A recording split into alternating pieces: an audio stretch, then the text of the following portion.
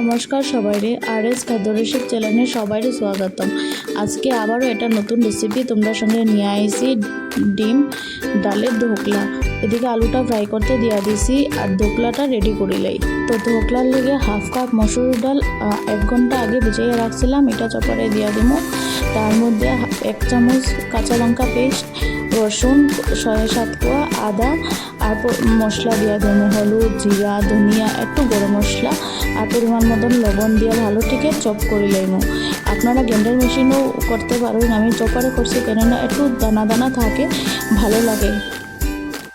Chop হয়ে গেছে আর এদিকে আমি তাওয়াটা বয়ে দিই। তারপরে একটা বাটির মধ্যে এগুলো নিয়ে তার মধ্যে পেঁয়াজ কুচি আর পরে 2টা ডিম আছে আমার কাছে, তো আপনারা থাকলে আরও 2-1টা ডিম অ্যাড করতে পারেন। তো 2টা ডিম দিয়ে ভালো টিকে মিক্সড করিয়া তারপর মধ্যে তেল দিয়ে এটা অমলেটের মতন ভালো টিকে সুন্দর করে চারিদিক সমান করিয়া দিয়া দিছি, দিয়া 5 মিনিট ডাকিয়া রাখছি। এইদিকে ওটা ওইতে থাক আর এদিকে আমি গ্রেভির লেগে মশলাটা রেডি করিলাম। তেমন কিছু না, 2টা টমেটো, রসুন, একটু পেঁয়াজ আর কাঁচা লঙ্কা পেস্ট দিয়ে ভালোটিকে পেস্ট করে দিয়েছি।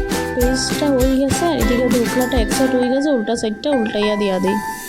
কড়াইয়ের মধ্যে পরিমাণ মতন তেল দিয়া তেজপাতা, শুকনো লঙ্কা, কালো জিরা আর সামান্য পেঁয়াজ সম্বাস দিয়া তার মধ্যে সব বেসিক মশলা অ্যাড করছি, যেমন হলুদের গুঁড়া, জিরার গুঁড়া, ধনিয়ার গুঁড়া, লঙ্কার গুঁড়া, পরিমাণ মতন লবণ দিয়া ভালোটিকে মিক্সড করিয়া তার মধ্যে ওই পেস্ট করিয়া রাখছিলাম মশলাটা, ওইটা দিয়া দিছি, দিয়া সামান্য জল দিয়া ঢাকিয়ে রাখছি। আমার রেসিপিগুলো যদি তোমরা ভালো লাগে থাকে তো প্লিজ লাইক, কমেন্ট, শেয়ার করিয়া চ্যানেলটা সাবস্ক্রাইব করিয়া রাখিও।